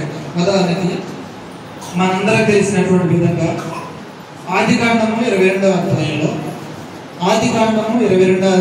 చూడండి. ఆదికాండము 22వ అధ్యాయంలో సందర్భం మనకు బాగా ఎరిగినటువంటి సందర్భం లేదు. పిల్లలు తిరగకూడదు. ఆదికాండము 22వ అధ్యాయము అక్కడ ఏంటంటే సందర్భం ప్రియమైన దేవుని బిడ్డలారా, అబ్రహాముకు దేవుడు ప్రత్యక్షం అవుతాడు. అబ్రహాముకు దేవుడు ప్రత్యక్షమైనప్పుడు ఏమని అబ్రహాముని దేవుడు కోరుతాడంటే, నీకు ఒక్కడే ఉన్న నీ కుమారుడైనటువంటి ఇస్సాకు నాకు బలిగా ఇవ్వాలి. అంటే అబ్రహాము యొక్క విశ్వాసానికి ఏం సంభవించింది అంటే ఆయన ఊహించాడా? ప్రియమైన దేవుని బిడ్డలారా, ఆయన ఊహించలేదు. ఒక విశ్వాసిగా దేవుడి చిత్త ప్రకారంగా దేవుడి మాటను నమ్మి ఆయన ఎక్కడికి పోమంటే అక్కడికి వెళ్తున్నాడు. నీ చిత్తం నువ్వు ఎక్కడికి వెళ్ళమంటే అక్కడికి వెళ్తాను, నీ సేవ చేయడానికి నేను రెడీ అన్నాడు. అంతకుముందు అంటే అబ్రహామును దేవుడు పరీక్షించుకున్నప్పుడు సారాకి అబ్రహాముకి ఒక బాధ ఉంది. ఏంటా బాధ చెప్పండి? ఏంటమ్మా బాధ? ఆస్తి బాగానే ఉంది, పని వాళ్ళు బాగానే ఉన్నారు, దాన్ని అనిపించడానికి ఎవరు లేదంట, సంతానం లేదు, పిల్లలు లేదు. ఆ స్ట్రగుల్ లో ఉన్నటువంటి అబ్రహాము సారాకి దేవుడు ప్రత్యక్షం అవుతాడు. ఏంటి అబ్రహాము అలాగ ఉన్నావు ఏంటి అంటే, ఎంత ఉన్నాయి వారసుడు, దీన్ని అనిపించడానికి నాకంటూ ఒక వారసుడు ఉంటేనే కదా నాకు హ్యాపీగా ఉంటాను అన్నప్పుడు దేవుడు ప్రత్యక్షమై నీకు నేను సంతానాన్ని ఇస్తాను అన్నాడు. నీకు నేను సంతానం ఇస్తాను అన్నప్పుడు అబ్రహాం యొక్క మనసులో ఏముందంటే, నా భార్యకు స్త్రీ ధర్మము పోయింది, పిల్లలు పుట్టే అవకాశం లేదు, నేను ముసలివాడిని, ఇంకా పిల్లలు పుడతారా తన మనసులో అనుకున్నాడు. అమ్మ సారా ఈ మాట ఏంటంటే గుడాల పక్కన నిల్చొని దేవుడు మాట్లాడుతుంటే అబ్రహాంతో సారా పక్కన ఉండి వింటుంటే సారాకి ఎక్కడ ఏమొచ్చిందమ్మా పక్కన నవ్విందా, ఇది సాధ్యమేనా? అప్పుడు దేవుడు అంటే సారా నవ్వనేలా అబ్రహాం, యెహోవాకు అసాధ్యమైనది ఏదైనా ఉంటుందా? దేవునికి అసాధ్యమైనది ఏదంటే దేవునికి అసాధ్యమైనదంటే ఏది కూడా లేదు. దేవుడికి అన్నీ సాధ్యాలే. చెప్పాలంటే కన్యక గర్భాన పిల్లలు పుట్టించగలడు. ఎవరికి? కన్యక గర్భాన పిల్లలు పుట్టించగలడు. అవసరమైతే వృద్ధాప్యాలో ఉన్నటువంటి జకరియాకు ఎలిజబెత్కు ఎవరిని దేవుడు అనుగ్రహించాడు? బాప్తిస్మా యోహాను దేవుడు అనుగ్రహించాడు. అలాగే అబ్రహాము కూడా దేవుడు అబ్రహాం ఎలాగా ఆయన బయటికి తీసుకుని వచ్చేసి ఆకాశ నక్షత్రాలు లెక్కించడం ఏమంటే లెక్కించు, నీ సంతానం ఎలా ఉండదు అన్నారమ్మా? ఆకాశ నక్షత్రం లాగా ఉంటుంది, నీ సంతానం నేను అలాగా ఆశీర్వదిస్తాను, దీవిస్తానని దేవుడు చెప్పాడు. ఓకే, అంతవరకు బాగానే ఉంది. దేవుడు కుమారుని ఇచ్చేసాడు. కుమారుని ఇచ్చిన తర్వాత ముద్దు మరుపుగా ఇంకా ఆ ఇస్సాకుని కింద పడకుండా అల్లారు ముద్దుగా పెంచుకున్న సందర్భంలో వెంటనే అబ్రహాము విశ్వాసం ఏమొచ్చింది? పరీక్ష చేస్తుంది. తండ్రి అయిన దేవుడు పరిశోధిస్తున్నాడు. యాకోబు రాసిన పత్రికలో ఒక మాటలు చదవండి. యాకోబు రాసిన పత్రిక 1వ అధ్యాయం 2వ వచనంలో విశ్వాసులంతా పరీక్షలు ఎదురైతే ఉంటాయి, శోధనలు వస్తాయంట, శ్రమలు వస్తాయని తండ్రి దేవుడు వాగ్దానం చేశాడు. సహోదరులారా విశ్వాసమునకు కలుగు పరీక్ష ఓర్పును పుట్టించునని మీ కాగా నా సహోదరులారా మీ విశ్వాసమునకు కలుగు. కాబట్టి ఇక్కడ కూర్చున్నటువంటి మనం విశ్వాసులు కదా, విశ్వాసులకి ఏం వస్తాయని గ్రంథం చెప్తున్నామా? చెప్పండి అందరు గట్టిగా. శ్రమలు వస్తాయి, పరీక్షలు వస్తాయి, శోధనలు వస్తాయి అని గ్రంథం చెప్తుంది. అలాగే తండ్రి దేవుడు అబ్రహాముని పరిశోధించినప్పుడు అబ్రహాం ఏమన్నాడంటే, దేవుడు చెప్తాడు, నాయన నీ కుమారుని బలి ఇవ్వాలి, మొరియా పర్వతం దగ్గరికి వెళ్ళాలి. ఆ మొరియా పర్వతం దగ్గరికి వెళ్ళాలంటే 3 దినాల సమయం పట్టింది. అంటే నరకనగానే నరకడం అనేది విశ్వాసం కాదు. నీ కుమారుని చంపాలని చంపామనుకోండి, అది విశ్వాసం కాదు, అది యాక్సిడెంట్ గా జరిగినటువంటి సంఘటన. కానీ విశ్వాసం ఏంటంటే 3 దినాలు దేవుడు అవకాశం ఇచ్చాడు. 1 రోజు అయిపోయింది, 2వ రోజు అయిపోయింది, 3వ రోజు బాగానే అక్కడ ఏమంటాడంటే ఇస్సాకు కాబట్టి వచ్చేసింది. 7వ వచ్చిన తమ్ముడు 22వ అధ్యాయం. ఇస్సాకు ఏమంటాడంటే, ఆయన తండ్రి ఇగో బలి పశువులు లేదు, కట్టెలు ఉన్నాయి. ఇస్సాకు తన తండ్రి అయిన అబ్రహాముతో నా తండ్రి అని పిలిచెను. అందుకతడు ఏమి నా కుమారుడు అని. అప్పుడు అతడు నిప్పులను కట్టెలను ఉన్నవి గాని దహన బలికి గొర్రె అని అడగగా. చాలు, తర్వాత చూడండి ఇస్సాకు ఏమర్థమైందమ్మా, నాయన ఇవి దహన బలికి కట్టెలు ఉన్నాయి, నిప్పులు ఉన్నాయి, కానీ ఏం లేదంటే అసలు లేదు, వధించబడటానికి గొర్రె పిల్ల లేదు. తన మనసులో అసలు ఎంత గందరగోళంగా ఉందో ఆ మనిషికి. మరి అబ్రహాముకి ఎలా ఉంటుంది? ఒకే ఒక కుమారుడు, 100 సంవత్సరాలు పుట్టినవాడు, చాలా ఆస్తి పాస్తులు ఉన్నాయి ఆయనకి. కానీ ఈ రోజు ఏం జరిగింది? ఊహించడానికి అబ్రహాం ఊహించడంతో నాకు ఇలా జరిగిందని ఊహించాడు ఆయన, ఊహించలేదు కానీ జరిగింది. అంటే ఎంత మనస్తాపన గురించి చెందుతాడు ఆయన. బిడ్డల మీద మనకు ప్రేమ అనురాగాలు ఉండవమ్మా? అప్పుడు ఏమంటాడు తెలుసా దేవుడు? అబ్రహాం ఏమంటాడు తెలుసా? ఆయనకు విశ్వాసం చూస్తాడు. చెప్పండి, చదువుతాము 7-8 వచ్చిన అబ్రహాము నా కుమారుడా దేవుడే దహన బలికి గొర్రె పిల్లను చూసుకుంటాడు. చాలు. అంటే ఇక్కడ మనం ఏమి నమ్మాలంటే, ఎందుకంటే ముందుగా రోమపత్రిక ఏమంటే అబ్రహాము దేవుని నమ్మిను, అది మన అంటే ఇస్సాకు అనగానే అబ్రహాంకి ఏం గుర్తొస్తుంది? దేవుడు ఎలాంటి వాడంట? దేవుడు సర్వశక్తిమంతుడు అని అబ్రహాం నమ్మాడు. దేవుడు సర్వశక్తిమంతుడు, ఆయనే చూసుకుంటాడని అబ్రహాం దేవుడి మీద భారం వేశాడు ఆయన. అందుకని అబ్రహాం ఇస్సాకు అన్నాడు, వరి కాకూడదు, దేవుడు చూసుకుంటాడు దహన బలి కలిపి. రోమపత్రిక 5వ అధ్యాయం 17 వచనంలో ఏమంటారంటే, చదవండి అన్నమాట. రోమపత్రిక 5వ అధ్యాయం 17 వచనంలో అబ్రహాం యొక్క విశ్వాసాన్ని అక్కడ వెల్లడి చేస్తాడు గ్రంథకర్త. చదువుతాడు. మరణము అనే అపరాధము 4 క్షమించండి 4వ అధ్యాయం 17 వచనం. తాను విశ్వసించిన దేవుని ఎదుట అనగా, అది చూడండి అన్నమాట, అక్కడ ఆ మాటలు చాలా గొప్పగా ఉంటాయి. తాను విశ్వసించిన దేవుని ఎదుట మృతులను సజీవులుగా చేయవాడును, లేని వాటిని ఉన్నట్టుగా పిలిచేవాడునైనా దేవుని ఎదుట మనందరికీ తండ్రి ఉన్నాడు చెప్పేసి. దేవుడు ఎలాంటి వాడంటమ్మా? చెప్పండి, దేవుడు ఎలాంటి వాడు అంట? తాను విశ్వసించిన దేవుడు ఎలాంటి వాడు అంటే, లేని వాటిని ఏమి లేదు. ఒకప్పుడు ఆయనకి సంతానం లేదు, పిల్లలు పుట్టే అవకాశం లేదు, కానీ దేవుడు ఇచ్చాడు. ఓకే, నా కుమారుడు దహన బలైపోతాడు, కాలిపోతాడు, గోడైపోతాడు. అలాంటి సందర్భంలో దేవుడిని అబ్రహాం ఒకవేళ రిక్వెస్ట్ చేస్తే, అయ్యా నా కుమారుడు నాకు కావాలయ్యా దేవుడా అనగానే దేవుడు ఏం చేస్తాడంట? మృతులను సైతము సజీవులుగా చేయగలిగిన దేవుడు అని అబ్రహాం నమ్మాడు. చూడండి, అబ్రహాం అంటే క్రైస్తవులైనటువంటి మనకు ఊహించలేని సంఘటన జరిగితే మనం ఏదో గందరగోళానికి గురి కాకూడదు, విశ్వాసాల మీద తొలిపోకూడదు. చూడండి ఎంత నిబ్బరంగా ఉన్నాడు మనిషి. అదే పడుతున్నాడా? గందరగోళ పడుతున్నాడా? ఏంటి దేవుడు నమ్ముకుంటే నాకు ఈ గతి పట్టిందని అనుకుంటున్నాడు ఆయన? లేదు, దేవుడు చూసుకుంటాడు. తాను విశ్వసించిన దేవుడు ఎలాంటి వాడంటే, లేని వాటిని ఉన్నట్టుగా పిలిచే దేవుడు. బోడదలో నుంచి ఆ కుమారుడు కావాలంటే దేవుడు అనుగ్రహిస్తాడు. అంత నమ్మకంతో అబ్రహాము దేవుడిని నమ్మాడు. మరి మన నమ్మకం ఏంటంటే మన నమ్మకం ఆదివారం చర్చికి వస్తున్నాం, మరలా పోతున్నాం. అందులో ప్రార్థన ఉన్నాయో గ్రంథం చదువుతున్నాం లేదో మనకి తెలియదు. భక్తి పెరగాలంటే ఏం చేయాలి? ఆరాధనకు వస్తే సరిపోతుందా? ప్రార్థన చేసుకుంటే సరిపోతుందా? గ్రంథం చదవాలి, వాక్యాన్ని వినాలి, వాటి సహోదరులతో సహవాసం చేయాలి. అప్పుడు భక్తి జీవితాన్ని కొనసాగించుకుంటాం.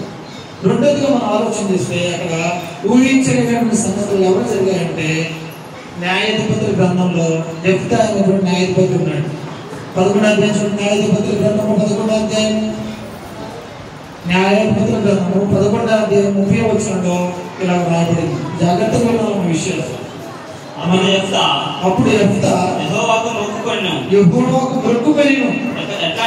ఎట్లనగా నీవు నా చేతికి అమ్మోనీయులను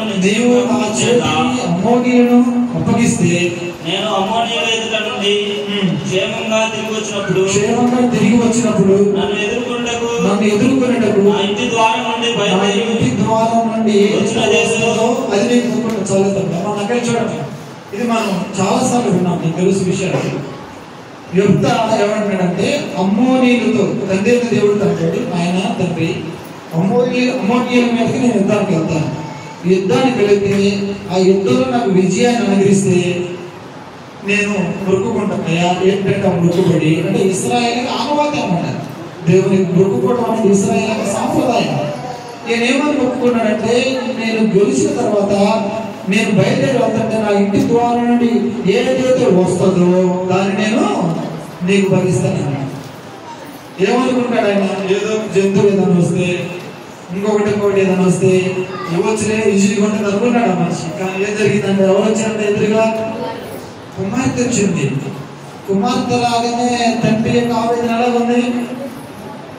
ఒకటే కుమార్తె, మగబిడ్డ ఎవరు కూడా అంటే కింద వచ్చిన తల్లడికి పోతాడు ఆ మనిషి. చదువు 30 వచ్చింది. కాబట్టి అతడు ఆమెను చూచి తన బట్టలను చెప్పుకొని అయ్యో నా కుమారి, నువ్వు నన్ను బహుగా కృంగజేసితివి,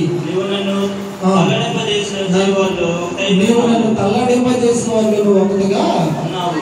చూడండి అమ్మ, ఎవరికి మాటిచ్చాడు ఆయన? యెఫ్తా ఎవరికి మాటిచ్చాడు? తండ్రి అయిన దేవుడికి మాటిచ్చాడు. ఏదైతే నాకు విజయాన్ని ఇస్తావో, నా ఇంటి ద్వారా నుండి ఎవరైతే వస్తారో, ఏదైతే వస్తారో నేను నీకు మొక్కుకుంటాను ఆయన అన్నాడు. కానీ తర్వాత మాట తప్పాడమ్మా, కొట్టి తీసి గట్టిన పెట్టాడా? దేవుడికి మాటిస్తే మాటను నీ నోటిలో నుండి వచ్చిన మాట తప్పబడదు, దాన్ని నెరవేర్చాలి. ఇవ్వకుండా ఉంటే మంచిది. ఇచ్చిన తర్వాత రేపిస్తానులే, మాపిస్తానులే, ఇంకేడాది కదా మరొకేడాది ఇస్తాను అంటే దేవుడు దాన్ని ఒప్పుకుంటాడా ఆ విశ్వాసాన్ని? కాబట్టి యెఫ్తా ఊహించలేదు. కానీ యెఫ్తా ఊహించలేని సంఘటనలో అలా జరిగిందేనా అనుకోలేదు. అబ్రహాంకి జరిగింది, యెఫ్తాకి జరిగింది. మూడోదిగా గ్రంథంలో ఒక మహానుభావుడు ఉంటాడు, ఊజు దేశంలో భక్తిపరుడైనటువంటి యేహూ. ఆయన గురించి పరిశుద్ధాత్మ దేవుడు ఏమో కనిపించాడంటే భక్తిపరుడు యేహూ, భక్తిపరుడు, చెడుతనాన్ని అసహించుకునేవాడు. భక్తిపరుడంట, చెడుతనాన్ని అసహించుకున్నాడంట, దేవుని ఎందు భయభక్తులు కలిగి ఉన్నాడు. అంటే ఆయనకి మంచి విశ్వాసం ఉన్న దేవుడు. అంటే అంత మాత్రమే కాదు దేవుడు పెట్టారా, తన కుటుంబంతో కలిసి దేవుని ప్రతి దినం వచ్చి వాళ్ళు దేవుడిని ఆరాధించుకునేవాళ్ళు. అలాంటి మంచి క్రైస్తవ కుటుంబం కుటుంబం ఒక రోజున ఏం జరిగిందంటే ఊహించలేని పరిణామాలు, సంఘటనలు తన కుటుంబంలో జరిగాయి. ఏంటంటే మొదటిగా పిల్లలందరూ, ఎంతమంది పిల్లలు ఆయనకి, ఎంతమంది సంతానం ఇచ్చారు అమ్మ దేవుడు? యోబు గారికి 10 మంది సంతానం. 10 మంది సంతానం ఉన్న ఒక రోజున భోజనం చేయడానికి ఒక ఇంటికి వెళ్ళిపోయారు.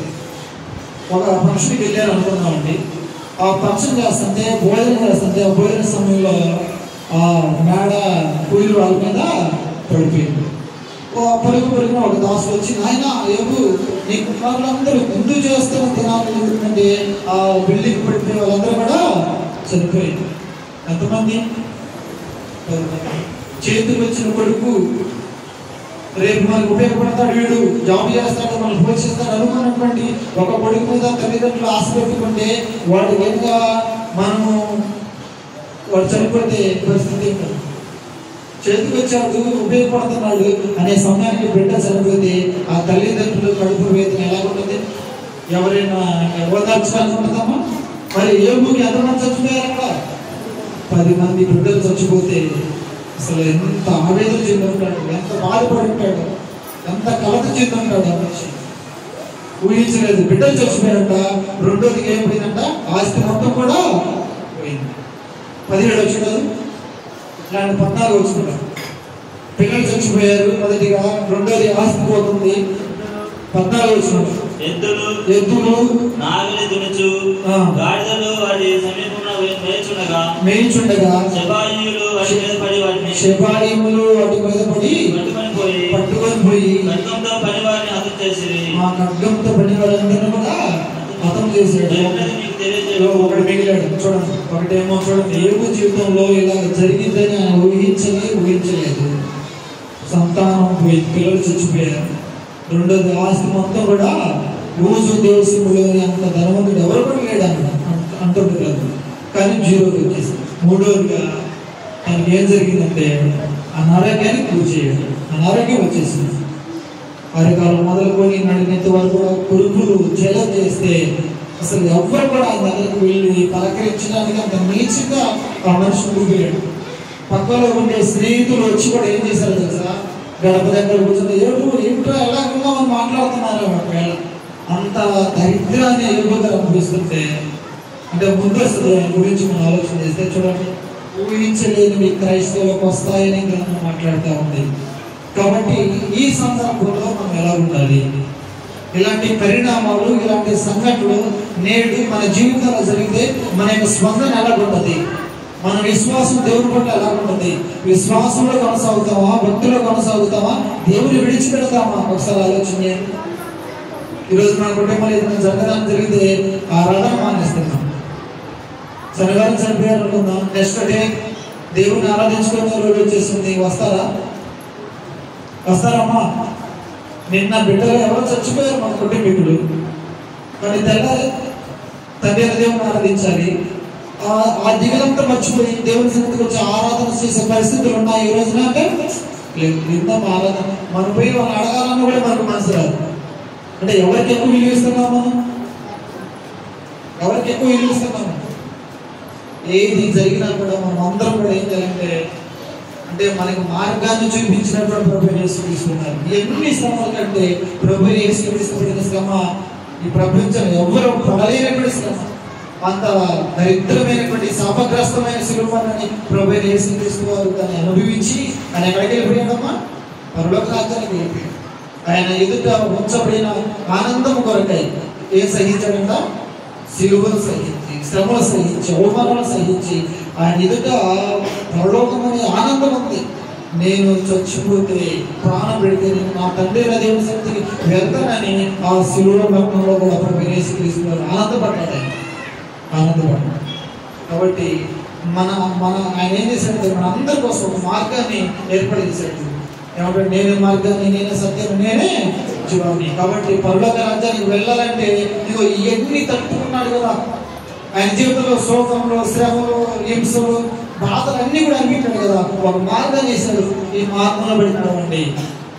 ఆయన ఎదుట ఉంచబడిన పనులు ఓపికతో పరిగెత్తుకొని పోవాలంటే మనం ఎవరికి చూడాలంట? యేసు వైపు చూచు. నీ ఎదుట ఉంచబడిన పద్ధతులు ఓపికతో పరిగెత్తాలి. ఓపిక రావాలంటే ఎవరు ఉన్నాడు? కదా మీ విశ్వాసము కలుగు పరీక్ష ఎప్పుడు ఇచ్చిందట? ఓపిక, ఓర్పు, సహనం. ఈ శ్రమలు రాకపోతే మనకు అర్థం కాదు. కుటుంబంలో ఎప్పుడు కూడా సుఖంగా 4 రూపాయలు కలగలాడుతుంది అనుకోండి, కష్టమేంటో తెలియకుండా ఉందనుకోండి, దేవుడు గుర్తుకొస్తాడమ్మా? నాకేముందా 4 రూపాయలు ఏం తీసుకున్నా మాకు ఏ కష్టం వచ్చినా మాకు ఇబ్బంది లేదు. అదే కొంచెం ఇబ్బందులు పడతా ఉంటుంటే ఎవరు గుర్తొస్తారు? ఒకసారి ఆలోచన చేయండి. విశ్వాసమైన మనకి ఏది సంభవించినా కూడా మనం ఏం చేయాలంటే ఎవరి మీద ఆధారపడాలి? తండ్రి అయిన దేవుని మీద మాత్రమే దావీదు గారికి ఎన్ని ఆపదలు వచ్చాయి, ఎన్ని శ్రమలు వచ్చాయి. సొంత మామగారిని ధర్మాలని చంపాలని ప్రయత్నం చేశారు. కడుపులు పుట్టినటువంటి కొడుకులు చంపడానికి అభిషేకంలో ముందుకు వచ్చేసారు. కానీ దావీదు తన యొక్క భక్తి జీవితాన్ని వదలలేదు. ఎవరి మీద ఆధారపడ్డాడు? దేవుని మీదనే ఆధారపడ్డాడు. కీర్తన 3 కీర్తనలు ఏమంటాడంటే ఆయన 10,000 మంది నన్ను చుట్టుముట్టినా కూడా ఎవరు కాపాడతారంట? ఆయన్ని దేవుడు కాపాడు. ఆ విశ్వాసం అంతా మనకి ఈ రోజున ఒక 2 రోజులు 2 రోజులు జన్మ వచ్చిందనుకోండి, ఎవరు మర్చిపోతాము? దేవుని మర్చిపోయే అవకాశం. 102 జన్మ వస్తేనే దేవుని మర్చిపోతానే. మరి ఏబు జీవితంలో అన్ని సంభవించినా కూడా ఏబు ఏం చేయలేదంట? నెక్స్ట్ పాయింట్లో వస్తాయి. ఆలోచన చేయండి. విశ్వాసంలో ఏది సంభవించినా కూడా మనం ఎలా ఉండాలంట? సిద్ధంగా ఉండాలి. రెడీ. శ్రమ వచ్చిందా రెడీ, హింస వచ్చిందా రెడీ. వాటన్నింటిని తట్టుకొని ఉంటేనే క్రైస్తవ జీవితంలో అడిగి పెట్టాలి. బాప్తిసం పొందాలి. ఇవి వచ్చాయనుకోండి ఆటోమేటిక్ విశ్వాసంలో వచ్చి తొలిపే ప్రమాదం ఉంటుంది. అలా కూడా 3వదిగా మనం ఆలోచన చేద్దాం. 3వదిగా గ్రంథంలో ఏమంటుందంటే, ప్రేమ దేవుని బిడ్డలారా, ఊహించిన వాళ్ళ కొరకు సిద్ధపడిన మనుషులు ఉన్నారు. వాళ్ళు అసలు ఊహించలేదు ఇలాగ జరిగింది, లేకపోతే వారి స్పందన ఎలా ఉండొచ్చు.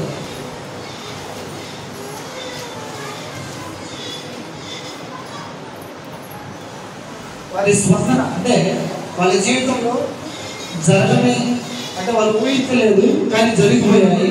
వాళ్ళ స్పందన ఎలా ఉందంటే, మనం ఇప్పుడు ఏబు గ్రంథానికి వస్తే 1వ అధ్యాయం 21 వచ్చిన కదండి. 1వ అధ్యాయం 21, 22 వచ్చినలో నేను నా తల్లి గర్భంలో నుండి దిగంబరునై వచ్చుకొని. నేను ముగిస్తాను. ఆలోచనండి. వాళ్ళ స్పందన, ఏబు యొక్క స్పందన ఎలా ఉందంటే, బిడ్డలు చచ్చిపోయారు, ఆస్తి పోయింది, అనారోగ్యానికి గురి చేయబడ్డాడు. ఇలాంటి పరిస్థితుల్లో వాళ్ళ యొక్క విశ్వాసం ఎలాగుందంటే దేవుని పట్ల అక్కడ చెబుతున్నాడు. చెప్తారు. నేను నా తల్లి గర్భంలో నుండి దిగంబరునై వచ్చింది, అక్కడికి వెళ్ళలేదు.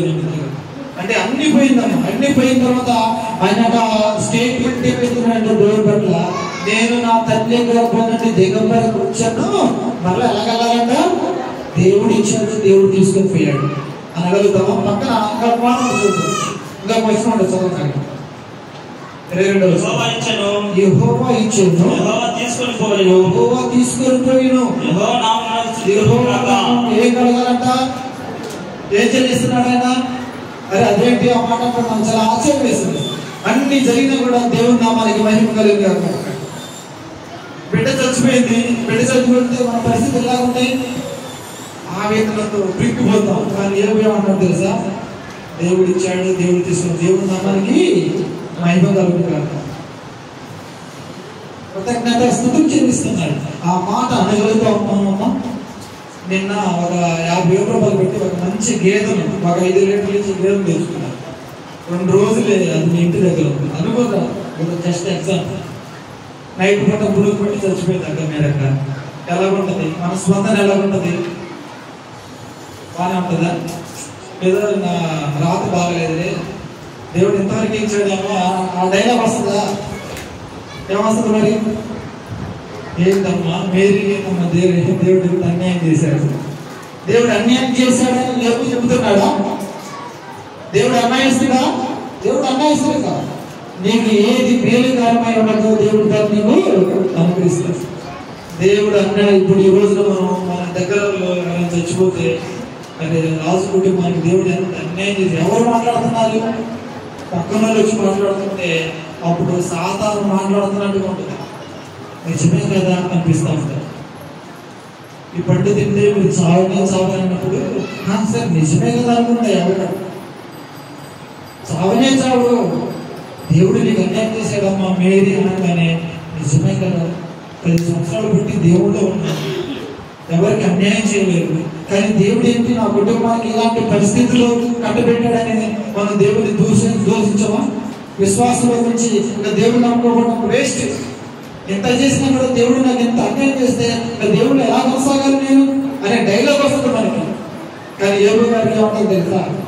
దేవుడు ఇచ్చాడు, దేవుడు తీసుకొని దేవుడు నమ్మానికి మహిమ కలుగుతుంది కాక. చూడండి వాళ్ళ స్పందన ఎలా ఉందో. విశ్వాసంలో తొలిగిపోయాడా?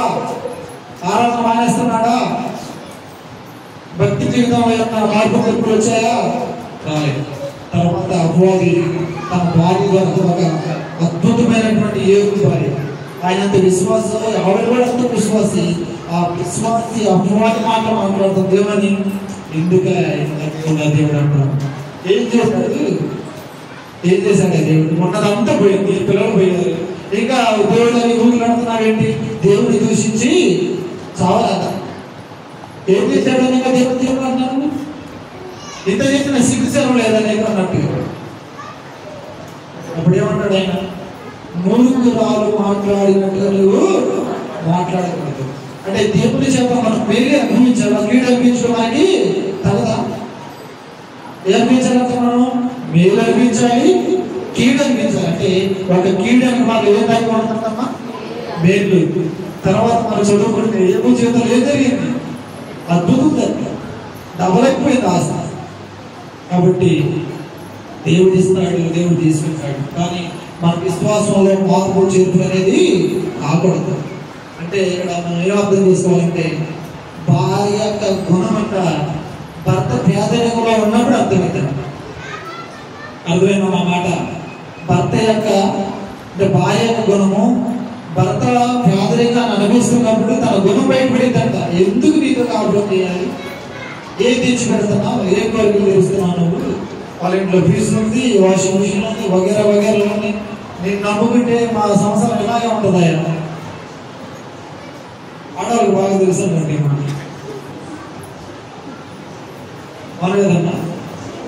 తర్వాత భర్త అనారోగ్యంగా ఉన్నప్పుడు అంట భార్య గుణం బయటపడిందంట. సేవ చేస్తుంది, సేవ చేయదు. మనం అంటాం దేవుడు ఎంత అన్యాయం చేశాడు, చేతి వచ్చిన కొడుకు తీసుకుపోయాడు, దేవుడు తీసుకుపోయాడు. అమ్మా మీ అత్త మీ మామ మంచం పడ్డా పెరాలసిస్ వచ్చి మంచం మీద ఉన్నారు అనుకోండి, అయ్యో దేవుడు ఎంత అన్యాయం చేశాడు అంటావా?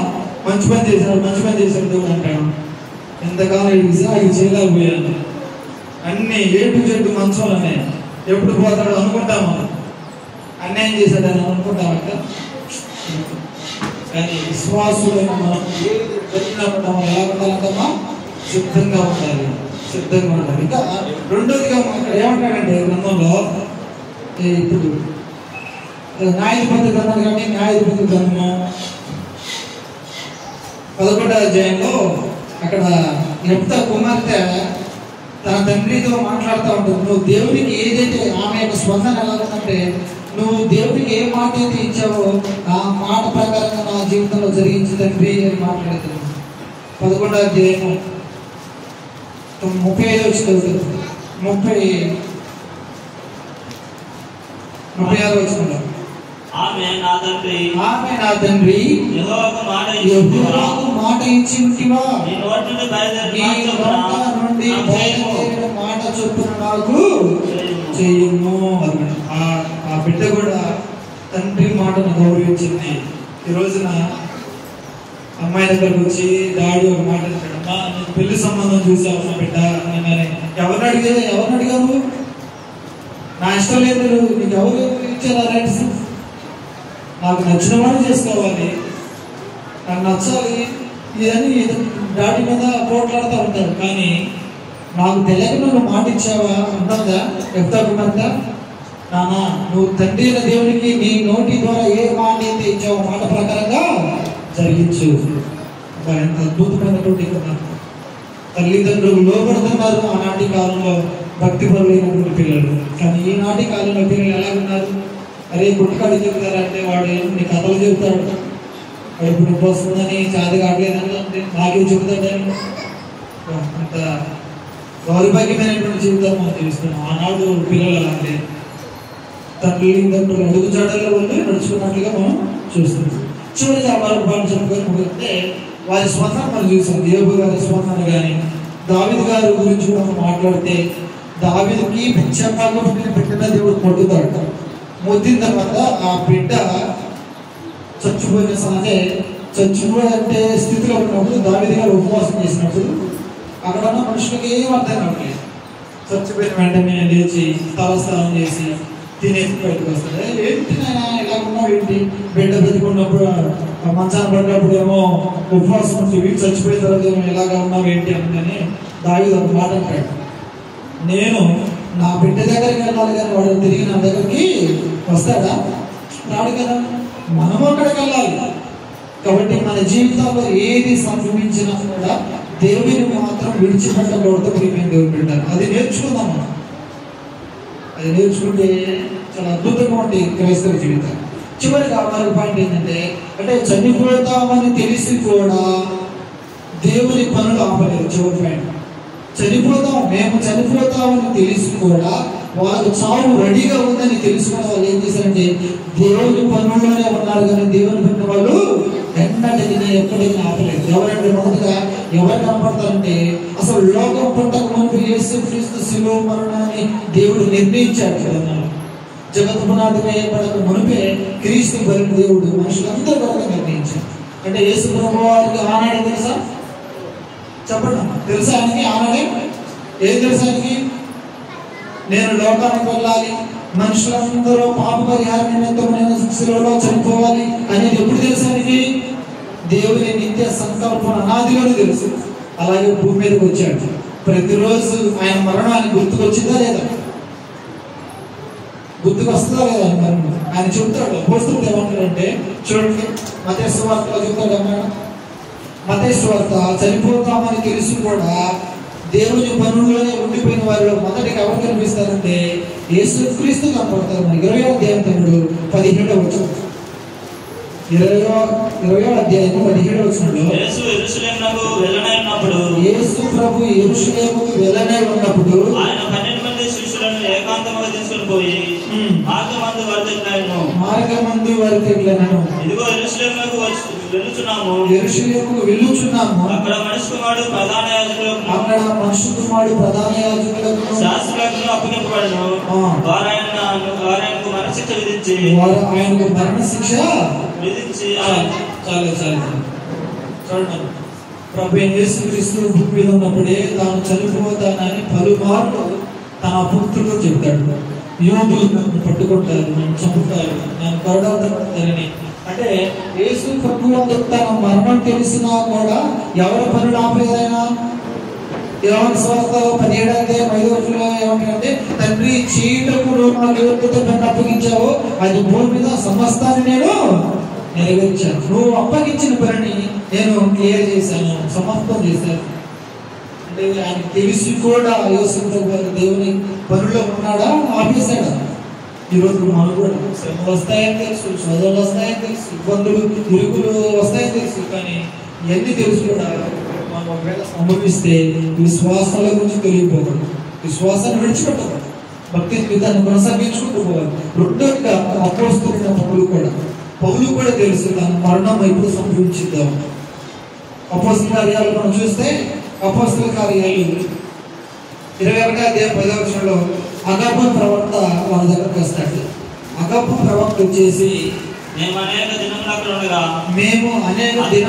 ఉండగా అగాబు అని ఒక ప్రవక్త యోధియా నుండి వచ్చెను. అతడు మా దగ్గరకు వచ్చి పౌలు యొక్క నడికట్టు తీసుకొని తన చేతులను కాళ్ళకు కట్టుకొని యెరూషలేములో ఉన్న యూదులు ఈ నడికట్టు గల మనిషిని అన్యజనుల చేతికి అప్పగింతురని పరిశుద్ధాత్మ చెప్పుచున్నాడను. ఈ మాట విన్నప్పుడు మేము అక్కడ ఉన్న వారందరూ అక్కడ మన సందర్భం ఏంటంటే, అగాబు అనే ప్రవక్త అక్కడికి వచ్చాడు. మిలితే ప్రాంతానికి వచ్చినప్పుడు ఏం జరిగిందంటే, పౌలు గారు నడికట్టి తీసుకొని తన కాళ్ళకు చేతులు కట్టుకొని, ఇలాంటి మనుషులు యూదులకు అప్పగించబోతారు, వాళ్ళు అతను చంపుతారని చెప్పేశారు. అది ఎవరి గురించి అంటే అపోస్తలుడైన పౌలు గురించి చెబుతున్నాడు ముందుగానే. అది విన్నటువంటి అక్కడ ఉన్నటువంటి విశ్వాసులు ఏం చేశారంటే, పౌలు వాళ్ళు బిడ్డలు బద్దలైపోయాయి. పౌలు గారి యొక్క ప్రయాణాన్ని వాళ్ళు ఆటంపరుస్తున్నారు. అప్పుడు పౌలు గారు ఏమంటారు తెలుసా? కింద మనం చదువుతున్నాం 22వ వచనం, 23వ వచనం, 22 కావున మామేమి చేయుదాము 13వ వచనం.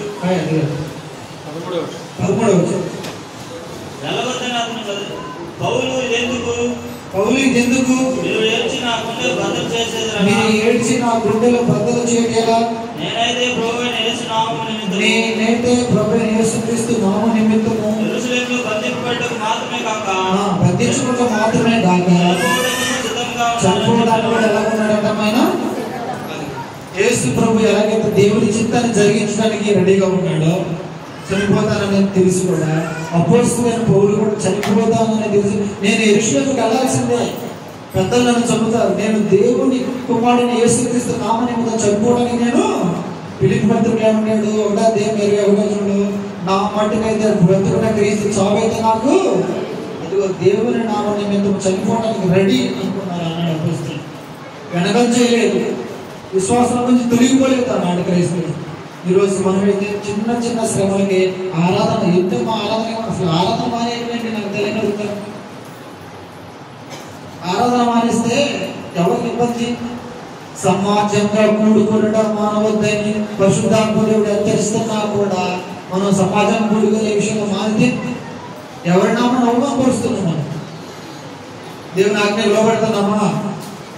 లోపడలేదు. దేవుని ఆజ్ఞ లోబడినందుకు ఏం జరిగిందంటే ఆనాడు చాలా కరువు వచ్చేసింది. ఈరోజు కూడా దేవుని ఆజ్ఞ లోబడకపోతే, కట్టుబడకపోతే మనకి చాలా ఇబ్బందులు కలుగుతాయి. చివరిగా మనకు ఆలోచన చేస్తే చాలా మంది భక్తులు ఉన్నారు దేవుని యొక్క నామం నిమిత్తం చనిపోవడానికి రెడీ.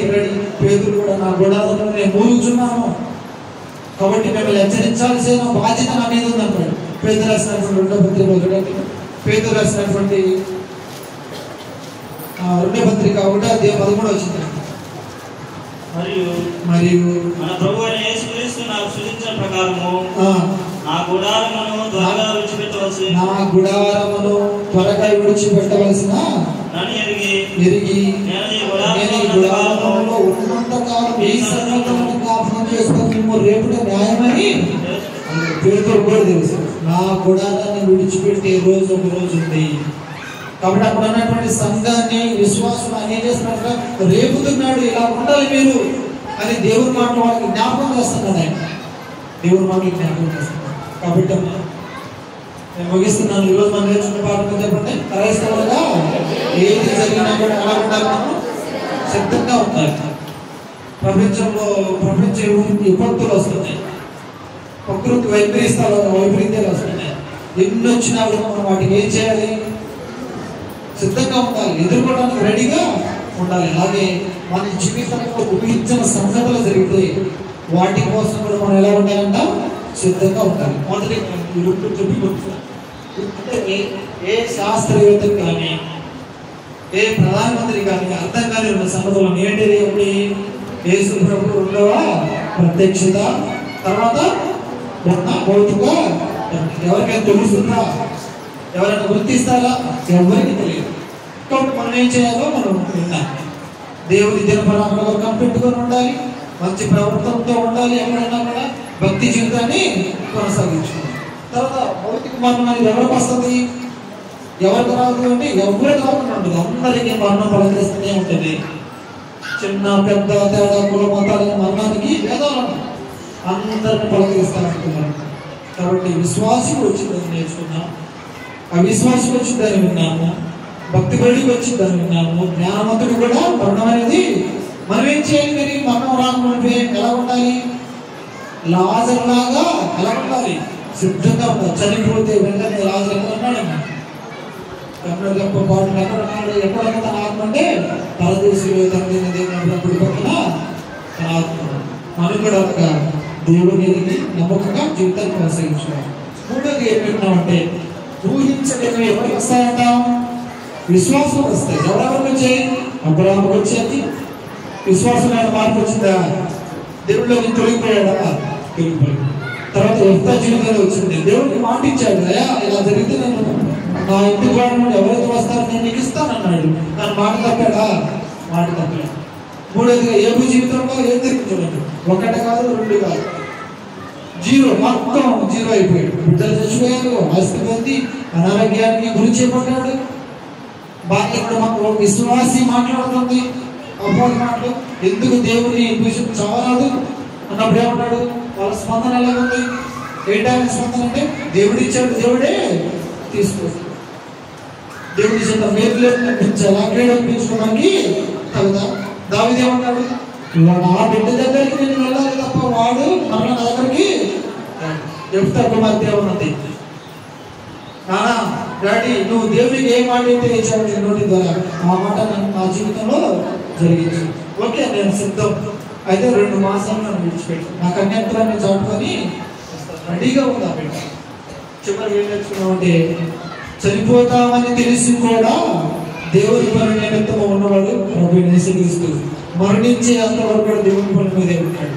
అపోస్తలులైన పౌలు, అపోస్తలులైన పేతురు, ఆనాటి స్థానిక సంఘాలు, విశ్వాసులు దేవుని కోసం, పనుల కోసం వాళ్ళ ప్రాణాలు కోల్పోవడానికి కూడా వాళ్ళు వెనకచ్చు. చివరగా యాకోబు ఏమంటే రేపేమి సంభవించిందో నీకు తెలియదు. మరి ఏం చేయాలి మనం? తెలిసి ఎన్ని మనకి కంఠస్థ వాక్యాలు ఇవన్నీ తెలుసుకున్నా రెడీగా ఉంటున్నామా? మరణం వస్తుందని తెలుసు, విశ్వాసాలు తెలుసు, కానీ అంతరాష్ట్ర జీవితము చిన్నదిగా ఉంటుంది, జోరుగా ఉంటుంది. ఉండొచ్చా అలా ఉండొచ్చా? ఏమి సంభవించిందో నీకు తెలియదు కాబట్టి ఏనాటి కేడు అనగా నువ్వు. కాబట్టి దేవుని చిత్తం ఏదో ఎరిగిన బ్రతకాలి. నీ జీవితంలో దేవుడు ఇలా జరుగుతుందంటే దేవుని చిత్తం ఇలా ఉంటామో అనుకున్నాడు ఎవరు గారు. దానికి ఆయన ఫాలో అయిపోయాడు. మనం కూడా అలా ఉండాలని నన్ను నేను హెచ్చరించుకుంటూ శ్రద్ధగా అయినటువంటి మీ అందరికీ మన ప్రభువైన యేసుక్రీస్తు నామములో వందనాలు. అవకాశం ఇచ్చినటువంటి స్థానిక సంఘానికి, సువార్తికులైన వారికి మరొకసారి యేసుక్రీస్తు నామములో వందనాలు సమర్పిస్తున్నాను.